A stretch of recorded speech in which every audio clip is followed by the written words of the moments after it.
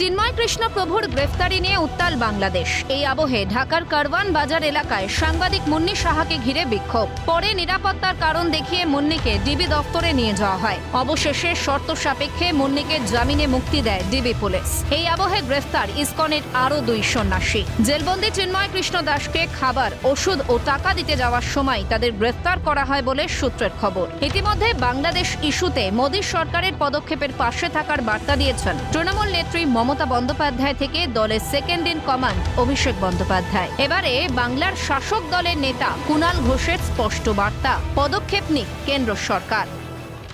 বাংলাদেশ বিষয়টি আলাদা দেশের, আমরা একটি রাজ্য। ফলে মাননীয় মুখ্যমন্ত্রীও খুব স্পষ্টভাবে বলেছেন যে আমরা রাজ্য থেকে আমরা ঘটনাটা পছন্দ করছি না সেটা বলতে পারি, খারাপ কাজ হচ্ছে বলতে পারি। আমাদের সর্বভারতীয় সাধারণ সম্পাদকও সে কথা বলেছেন।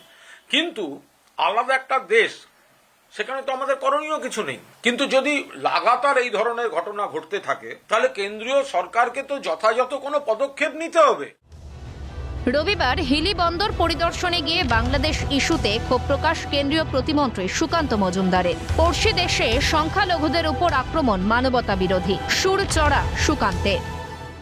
বাংলাদেশে যে ধরনের ঘটনাগুলো ঘটছে সেই ঘটনাগুলো মোটেও আমাদের জন্য, অর্থাৎ এই পারে আমরা যারা বাঙালি আছে তাদের জন্য অত্যন্ত দুঃখের।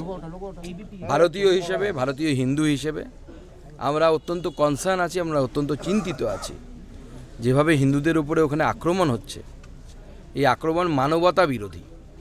মানবতায় এই ধরনের ঘটনা কোনোভাবেই মেনে নেওয়া যায় না। আমরা বারবার দলীয় তরফে বাংলাদেশের সরকারের কাছে অনুরোধ করেছি যে বাংলাদেশের সংখ্যালঘু হিন্দু সম্প্রদায়ের উপরে এবং অন্যান্য যারা সংখ্যালঘু সম্প্রদায় আছে, বৌদ্ধ থেকে শুরু করে শিখ থেকে শুরু করে যৎসামান্য যারা আছে, খ্রিস্টান আছে কিছু, তাদের উপরে যেন আক্রমণ না হয়। বিজেপির রাজ্যসভার সাংসদ শ্রমিক ভট্টাচার্যের দাবি, ওপারে যারা আক্রান্ত তারা আমাদের ভাই, কিভাবে অস্বীকার করব। প্রতিবাদ করছে, এই আমরা সলিডারিটি জানাচ্ছি প্রতিবাদকে। সারা ভারতবর্ষ নয়, সারা পৃথিবীর মানুষ আগামী কয়েকদিনের মধ্যে দেখতে পাবেন পৃথিবী জুড়ে প্রতিবাদ হবে। কারণ ওপারে যারা আছেন ওরা আমাদের ভাই, আমাদের রক্ত, আমরা ওদের অস্বীকার করতে পারি না। কংগ্রেসি নেতাদের গদিতে তাড়াতাড়ি বসবার জন্য তারা মৌলবাদের কাছে আত্মসমর্পণ করে পাকিস্তানে জন্ম দিয়েছিল। সংখ্যালঘুদের সুরক্ষা দেওয়ার দায়িত্ব কোনো রাষ্ট্রের সরকারের। সংখ্যাগুরুরাও সুরক্ষা দিতে এগিয়ে আসুক, কংগ্রেস মানবতার পক্ষে।